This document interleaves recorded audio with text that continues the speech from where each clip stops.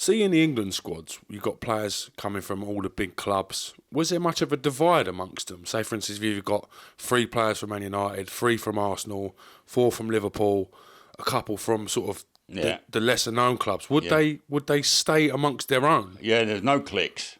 No. We never had no cliques. No. So everyone would mix in with everyone? Everybody mixed in and got on, yeah. And that was due to, again, Terry, I keep saying it, but he that's how you made him feel. He wouldn't have had cliques in there. Yeah. Obviously, people have like mates they're closer to and stuff, but in general, the whole team they'd be together, eating together, bonding together, and doing things as a group. Yeah. Do you feel that was important? Oh, absolutely, yeah. I think again, it's man management within the in the squad and the staff around them. Everybody had the same. Don Howe was the same, and all the physios and Brian Robson, because I was on the coaching staff as well.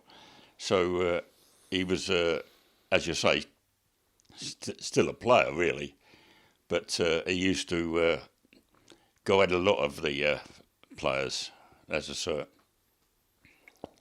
Do you remember Michael Owen bursting onto the Yes. scene? How much of an impact would you say that he had as a youngster? Well, I was doing a bit for Liverpool at one time. I'd done something for Liverpool, went over there.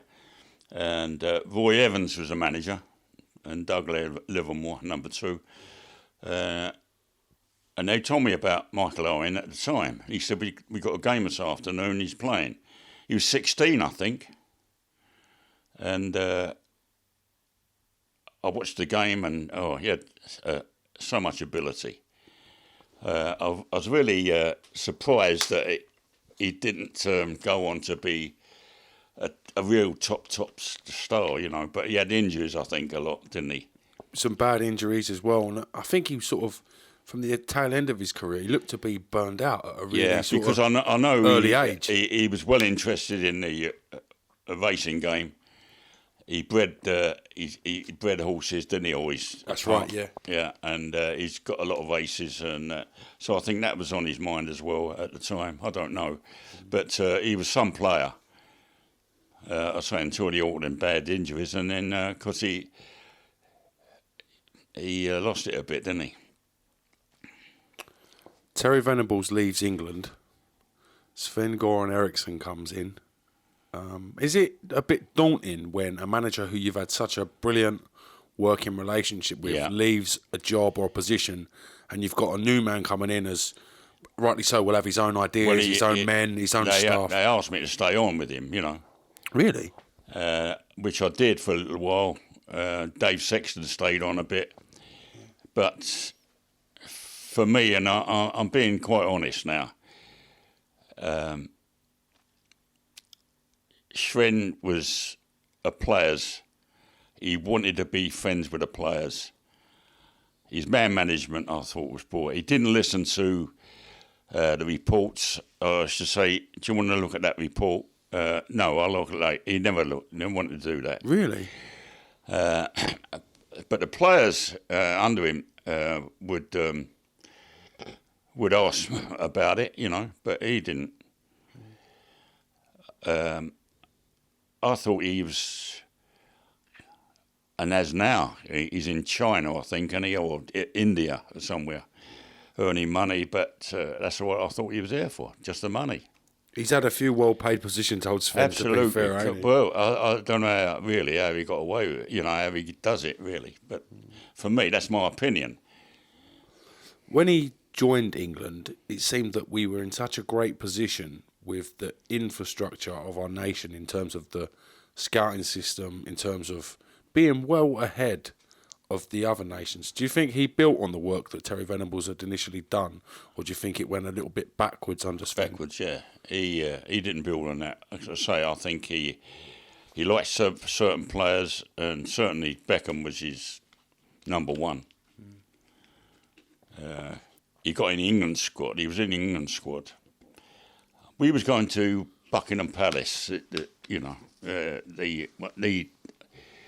either that or Downing Street. I think it was Buckingham Palace. I've got the invitations here, look. And and we was all waiting to get on the coach to go to Buckingham Palace. And David Beckham wasn't there. So we're all sitting around, and Don Howell and that. And in other circumstances, at club level or whatever level, if anybody was late, we went without them. And I said to... Regardless of who it was, you would have been gone. So he was late, Beckham. So I was piped up and said, I don't think he was too happy with me to stay, Sven. I said, well, I think we better go. Tell him to get a taxi. Oh, no, we can't wait. We've got to take David. We've got to take David. He used to say David, you know. And anyway, he showed up eventually, and we got on, you know. But I wasn't happy. I say, if it had been anybody in any others, we would have gone without him, which I thought would have set the other players up as well to, you know, you can't mess around. And it never happened before like that.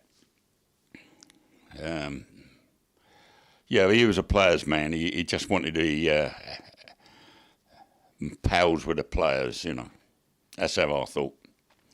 He had his fair share of critics, Sven. He had his fair share of scandals as well, it's safe to say. Of course, yeah, he liked a bird, didn't he? He loved a bird, didn't he, old Sven? Was you guys aware of that when he was the manager, like the way he... Well, you've got to be careful. It's like everything else. The papers are there. They got people around who to inform them who's there, who's not, and they get money for it. Yeah. That'll do it. So you got to have to be careful. And unfortunately, he wasn't. He used to leave his shoes outside her house, a door, their bedroom door, didn't he? I was thinking the bird, what was that one? And they used to see his boots outside. Seems like a bit of a lad, though, old Sven. Of course, yeah, like but you know, I've got to say I didn't think much of it, but mainly because he didn't take notice of the scouting reports and what was going on from the team. What was going on, what players, and you know. Yeah. What would you say Sven-Göran Eriksson's man management was like? The way he dealt with the players individually, the way he spoke to them? The players liked him because he was nice to them and all that, but his man management I didn't think was very good. After you compare with, you know, who I'd worked with over the years. Yeah. Certainly with Terry and Bobby Robson, and even Jack Charlton, you know, he put himself about, and the players knew how they stood with him because he was more aggressive than most, you know, but Jack.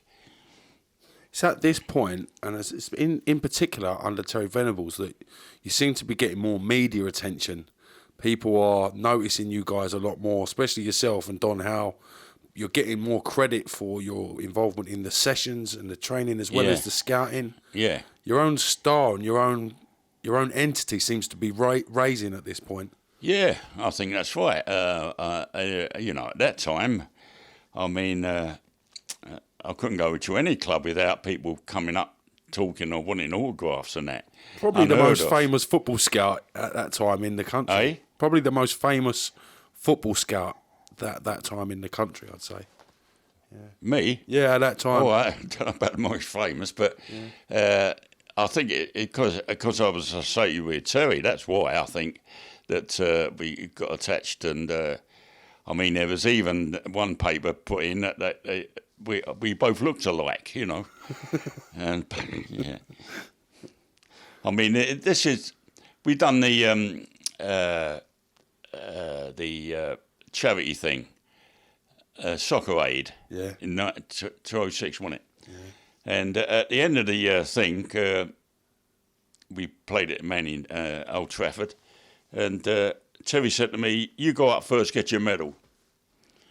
I said, "No." I said, "No, the players, let them play. No, you do it. You go up first." So I went up. Bobby Charlton was giving out the medals, Bobby. And as I got to him on the bloke on the tannoy, I said, "Now we have Sir Ted Buxton to get his medal, And I thought he was joking. Anyway, I'm getting calls afterwards from my relatives and that saying, when did you become a sir? Congratulations on the knighthood. Yeah, amazing. Brilliant. It's at this point that you're contacted by the Chinese national team. Yeah. Huge honour to go out there and be in charge of their coaches and be a manager for their national setup. Yeah. Can you talk to me about that a little bit? Yeah, well, I went out there and firstly went straight to the training ground, which was not good enough. Certainly not good enough. Really? And at the time, and the facilities were poor and that. So that was the first thing I got into them about. You got to do something about that. That's not good enough out there. Blah. Did blah, they blah. listen to you as well? Eh? Did they listen to your advice? Yes. I had an interpreter who, to say that he could understand me, being a Cockney as well, that he didn't know what I was talking about. But I used to put up the chalkboard and tell him how we should play this and that, blah blah blah, and he was going, and talking Chinese. And also, I saw the goalkeeper who could speak a bit of English. And he come over to me, he said, Coach, he said, he's not telling you right. I said, he's not? He said, no. So I got back and I said to him, he's no good for me. You've got to get rid of him. Anyway, they did. And they got me a little fella from the Chinese university who was learning English, and he was brilliant. He was only a little fella, Sammy, called him Sammy, and he used to run around with me, and I should sit and talk to the coaches, talk to the players, and I took a thing with the back four of England, as we had it at the time, Tony Adams and all them, Piercy at the left back, and I said, listen, you're not noisy enough.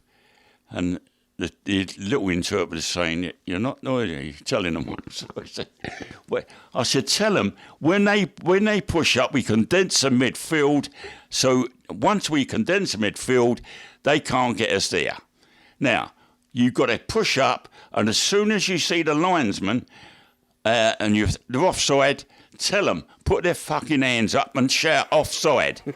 And because he put all that in, and he'd say, fucking hell, put your hands up. And that's how he, and because they all started swearing then. That's brilliant. And when we we played over here, we had 4 games over here against Charlton and people like this. And of course they were swearing, the Chinese, when they play, and I said, listen, we can't do that because you're going to get in trouble with our referee, so back that up. But, yeah, they was brilliant at that, And it was quite a funny instance, really. What was the journey like for the team and when where you took them off to where they ended up? Well, we had to play in Vietnam. We qualified in Vietnam, Tajikistan, Jamakistan, all them places, all around there. We're playing in Mongolia. So I said, how long's this trip to... 4 hours. Went off 4 hours, landed. So I said, oof. I said, what a journey. Oh, we're not there yet. So what do you mean we're not there yet? No, we're in Mongolia. We're in another part of Mongolia. We've got on the plane, I landed, on the police, I think it was police or guards or whatever coming, with a load of footballs and books. We had to sign it before we flew off again. That's brilliant. We had to sign all these balls and that before we flew off. And I wasn't too happy, And of course we played out in Vietnam. You're not getting this under Terry Venables, are you? You don't have to stop at the airport and sign all the balls, lad. No, that's right. But they didn't tell me that. And brilliant. Anyway, we beat Vietnam. Was brilliant. We won them games anyway, so we got through to the 6th round or something like that. Anyway, brilliant, you know, and that was it. But you had to be on your toes, them the Chinese, you know. Little things like that, you know, telling you you're there, but you're not there. You're in Mongolia somewhere. Still got a 4-hour drive. Yeah? Another 4 hours to Tamakistan. How did you get on with the grub out there? Because I'm guessing. Oh no, well you've I had did. to adapt and get used to what it is out there. Well, I was a big steak and curry man, me. Yeah, at the time, I don't eat it now, but then the grub was poor, so I said to him, "Listen." Anyway, they got me a cook. They got me in a hotel. They got me a hotel, and I had a cook used to come up and ask me what I wanted, and that it was all done for me. That don't sound too bad. Yeah. What was the highlight for you out there with the teams from a footballing point of view? Well, I think the Asian Cup we did well, and everybody was happy with that. When we got back, you know, I had a lot of adulation really when we got back to Beijing and things like that.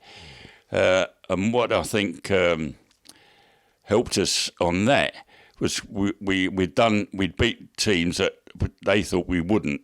And games you was expected to lose in, you'd come back and got something. We've got that, yeah. And on the day that I was coming home, Jimmy Rimmer used to be the Arsenal goalkeeper. I got him to come out to be a goalkeeping coach.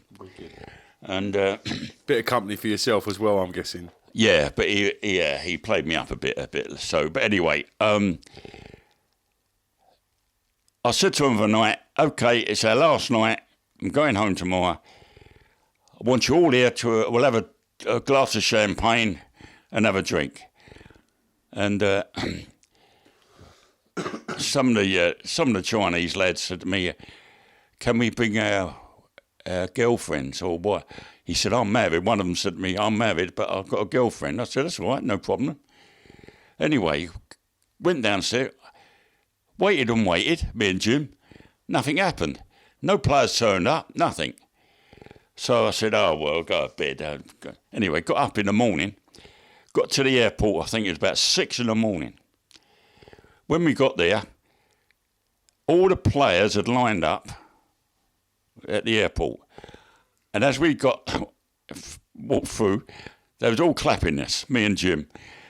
And when they wishing, I said, "What happened last night?" "Oh, we mustn't drink. We had to go train. We were told to train, you know, so they wouldn't let them come out." So, but they all stood there at 6 o'clock in the morning, clapping me and Jim onto the plane, which was nice. That's brilliant. Talk to me about what happened when you got back to England. What I got back. Well, I had other things to do. I had no jobs to go to, but that's when people like Liverpool and Newcastle asked me to do stuff for them. So I was doing odd jobs with them, you know, doing reports and everything else for them sort of people.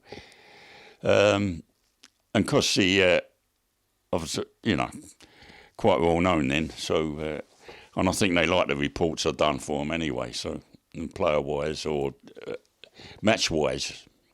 Any players that stand out from that era that you would have worked with or discovered for Liverpool or for Newcastle? Not really, no. The ones I've already spoken about, not really. James, Someone told me you discovered Stan Collymore, is that true? No, I don't think so. He was already there, Stan. We always got on well together, but I don't know. He didn't get on sometimes with a lot of players. Really? No. I think he upset a few, but I always got on right with him. But I used to sit down and chat to him and talked about how he should play and, you know, and work on this one or work on that, and, you know. But I never really, he was already there. I never found him or anything like that. Well, my son, my oldest son, he's 60 now. He was playing for, he'd left Millwall. He was on Millwall's books, and he left. He went non-league, and he used to phone me to see whether he was playing on the Saturday. And anyway, he was playing against... Wright, he was playing for... who was the non-league club he played for? Was it Dulwich Hamlet? Eh? Was it Dulwich? No, before that. I think. Anyway, Vince phoned me and he said, I said, how'd you get on? He said, well, we got beat. He said, they had a black guy playing. He said, cool. He murdered us. I said, did you get his name? He said, yeah, it's Wright. So anyway, I got hold of him. East Grinstead, I think it was. East Grinstead, yeah. That was the club. He said East Grinstead. So I got hold of East Grinstead and that week, and they said, well, Crystal Palace are in for him. I said, oh, okay. I just wondered if he wanted to move somewhere. I can get him somewhere, you know. And anyway, he signed for Crystal Palace. And of course, he went on from there. But I told him that. I told him that I could have got him to. I'll give you all that. I would have got you to Tottenham, you know, you. So anyway, he's always been fine. But we've always been, you know, all the black people talk about racism and that. But you know, there's one instance that it was at Fulham. I went to Fulham one night, and I walked round the back. And who's there? Wrighty, Brighty, all them little crowd. I walked by, I didn't say anything. All of a sudden, Wrighty shouted out, Ted, don't want to talk to us now? I said, oh, I didn't see you. He said, didn't see us? Put the lights on then, or something like that. He said, you know, something funny, you had a laugh, but that's how he was. There's no problems, you know. But a good player. He could score goals, couldn't he? Yeah, great finisher with moves. How many chances did he actually get in that game? Yeah. Arsenal would nick one goal, shut up shop. Yeah. So Ian probably, in them games, he's lucky if he got maybe one or two chances. That's right. And but he would take it. You know, I mean, Greaves, he was similar, you know, Jimmy Greaves. I don't know if you ever see him I watched play. a documentary on him quite recently on BT. I thought it was fantastic about his life and his career. Yeah, but as a player, he was unbelievable.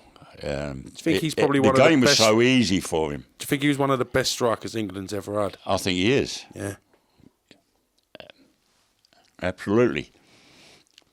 It's interesting when you see a player that good and they just make things look easy. What other players have you watched at a young age that you had a similar feeling from or a similar look to them? Yeah, there's quite a few of them around, isn't there? I mean, you know, for me, Teddy Sheringham, everybody said he couldn't run, but his positioning in that 18-yard box, attacking 18-yard box, was brilliant. His heading and his quickness of thought. His mind, he was so sharp up here. Yeah.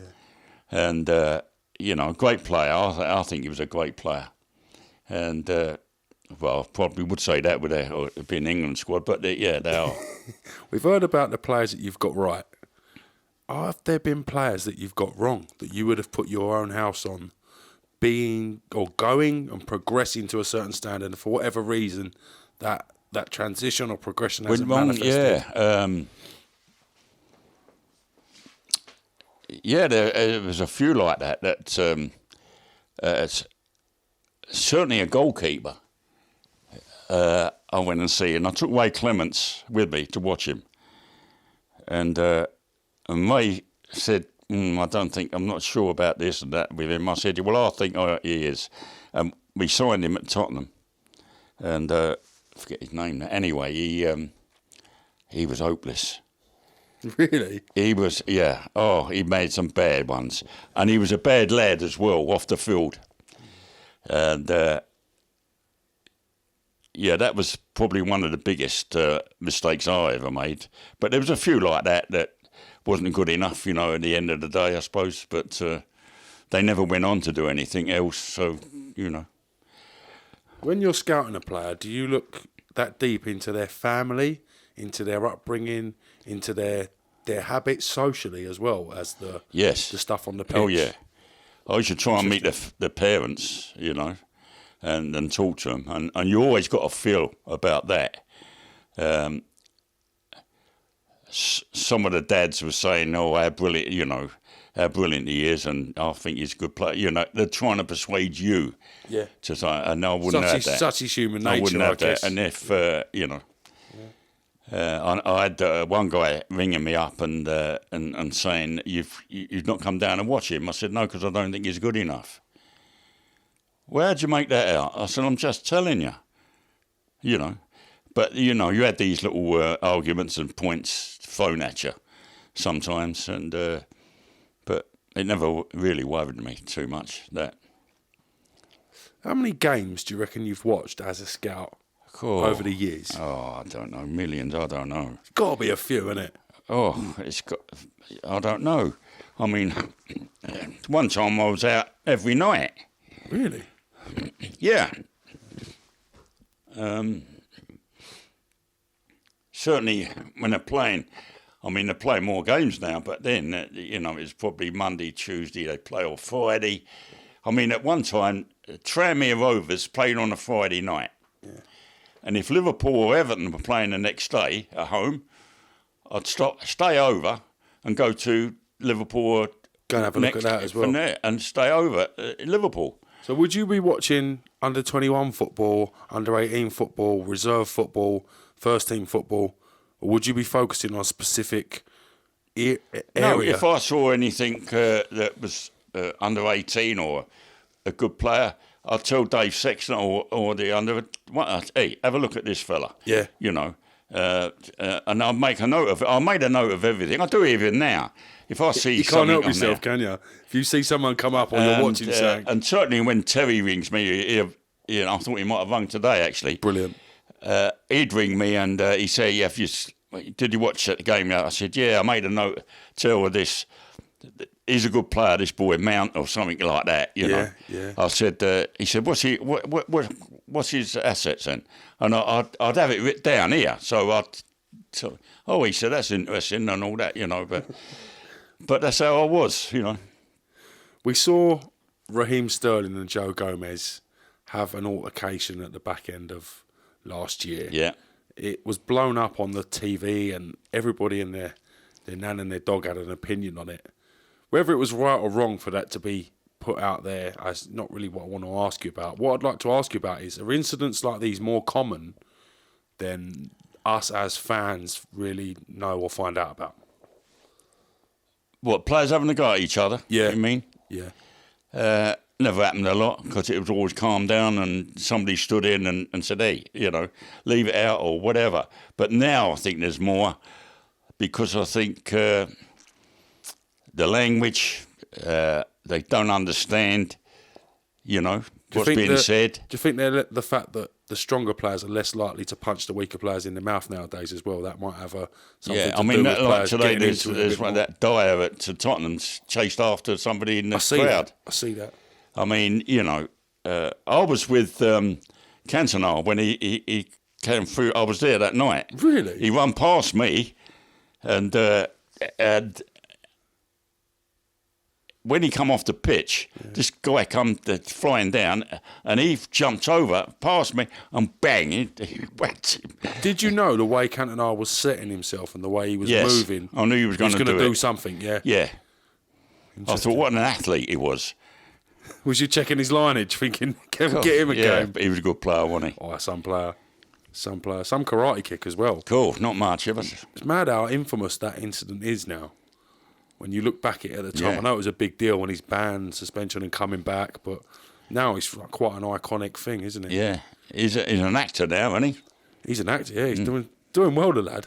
Yeah. I always find it mad how early he retired as well. Going a little bit off subject there, but such a great player, 28, 29, to pack it in. Yeah, amazing. Amazing, isn't it, when you think about it? Yeah. What are you up to now then, mate? Nothing at all. I've had offers to go out and do things for clubs, but I don't want to go out of a night, James Lamb, anymore. No, you want to relax Getting out, you know, I don't want to drive of a night everywhere. All I do is go up to the village and back again and go and see friend of mine up the road. She's my minor really, and you know, because I've been divorced since I was in America. Still life in the old dog yet then? Yeah, and she does things for me, shops and that, and come down, cleans up and stuff, and that, you know. What if an opportunity came for you in a warmer climate? So you were going around scouting or looking at players in a warmer, earlier kick-off sort of Didn't really scenario? worry me. I just used to concentrate on the game itself. Yeah. And if I was satisfied with what I was watching, I should come back and enjoy. I'd be up all night doing a report because it was always in my mind, ready, you know. And I'd get it done and finished and get it off. And that was satisfaction for me, that I'd be there and I'd be getting whoever wanted the report, you know. How many times have you heard the words, "I have got a player for you"? Oh, millions. How many times have those words and they're all manifested? Scouts. They're all agents, aren't they? Yeah. All agents. Yeah. All these agents say, "Listen, you've seen this player, blah blah blah." Yeah. And I get upset when I say, "Yeah, I know. I know what you mean. What do you think?" I said, "No, it's not good enough." Not good enough. And he said, "You sure?" I said, "Yeah, I'm sure." Have you ever changed your mind on a player? Have you ever looked at someone, whatever age they may be, and then a year later come back and gone, "Who is that?" Checked your notes and realised your gut had said no before, but now you're saying yes. No. Yeah, I suppose there's been a few like that. Yeah, no, that I've took no notice of, and then come forward. You know, then they've shot forward. You know. And that's all down to the manager and the people around him at the time who's encouraged him, you know. They must have seen something, the talent in him, for them to carry on with it. Because if they're, at the time I think, no, he's not good enough, and they took notice on that, he wouldn't have got on. But they obviously thought he must, and they've encouraged him and worked on his deficiencies. Big year for England this year, the 2020 Euros. Gareth Southgate's men hopefully going to go and do the country really proud. How do you see England getting on in this European Championship? Well, I think he's got the squad together and he's done very well, Gareth, and I think we'll do well, but it's not an easy group. No group's easy anyway. None of them groups are but easy. This is a hard one for them. Yeah. But I think it'll bring out a lot of good potential players. I think you'll see players coming through who will probably be world class at one time. They will. And the good thing about what Gary's done, he's worked with these kids since over 16. Yeah. And brought them through. Really interesting point, that, Ted. Yeah, he's worked with all of them, and he knows exactly what to do. And I told you before, when he was with England as a player, he was always asking questions about what he could do or what he couldn't do, and, you know. How do you think this generation of youngsters will compare to England's so-called golden generation? You know, now we're coming out of Europe. I don't know how that's going to affect our game as such, where they're going to talking about having only 4 foreign players in the squad. Now in America, when I was there, we had to have 5, I think it was, Americans on the pitch at all times. Really? Yeah. Even if we subbed them, you had to have 5, and they had to be there on the pitch. It looks as though that might come here. Because if we come out of Europe, if they start saying you can only have so many players playing, now if that happens, I think you'll get more of our lads coming through quicker than they are now. Because now, you know, when teams like Chelsea would have about 50 players on loan somewhere, and a lot of them are kids they paid millions for from elsewhere in Europe, which I think is nonsense. We've got a lot of kids here that are good enough if they was given a chance. And people take a chance with them. all these non-league, second lower league clubs, like in the first, second divisions, they should take a chance with youngsters and give them a chance, give them a contract, and see if you think they've got the ability to be good enough, and they might step up from there. I mean, look at Varney down at Leicester. When I saw him at Fleetwood, I thought, Christ, what a good player he was. But then nothing come of and then he went somewhere. And now, at Leicester, I thought he's one of the best strikers we had around a couple of years ago. Because he hasn't had all that experience in the highest level for years on years, he still looks fresh, even though he's getting older. Yeah. His legs still like he's got well, they reckon plenty in he'll them. play to his 40-odd anyway. Incredible, isn't it?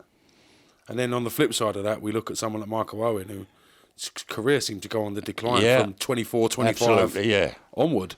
Yeah. Interesting, isn't it? So, anyway, yeah. I think Gareth will do all right out there in this year. I think was not surprise people, but I think he's got a plan. I think he knows what players he's going to play. He's got it in his mind who he's going to play, his best 11 or 16, whatever he has, and see how it goes. You would have been around the England setup at the time where they would have used the Lillyshaw Score of Excellence, which was a huge thing for the country. The best from each year or generation from around the country being housed together and put into a facility and developed from there. That system's been so successful for French football since they copied the system that was originally here. Yeah. The likes of Mbappe have come through that system. Yeah. Do you think there's any room for that to be reintroduced to England, for that whole Lillyshaw programme to get the funding it once had, and for that to be a viable thing in this country again? Yeah, I think there's a lot of foreign managers who I don't think have got that equation, that feeling like that. They do their own things their own way. They won't do what English managers did. Get the players together and be like a commodity, a good setup all round. I don't think the foreign managers we've got are like that, to be honest. It's not the same, but there you go. I can't really complain at all. Do you ever share any of your football scout knowledge with other people, with other scouts and other people in the industry?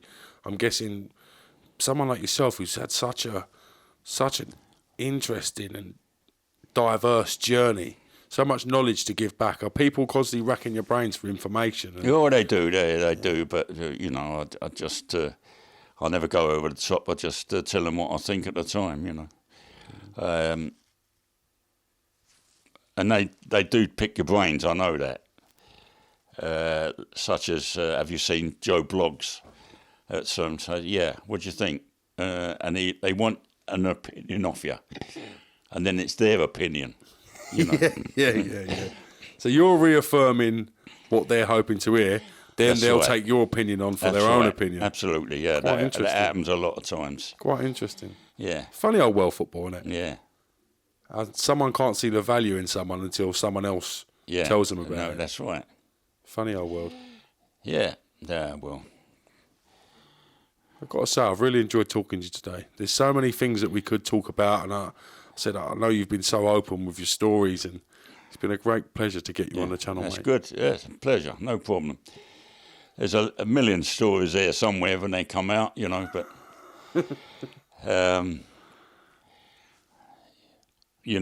the manager of the book I wrote, I don't know if you've read it. I haven't had the pleasure of reading it yet. And if you get it, you see all the managers who are talking about that sort of thing, about... Yeah. What's your book called? It's over there, look. Over there, one of me last.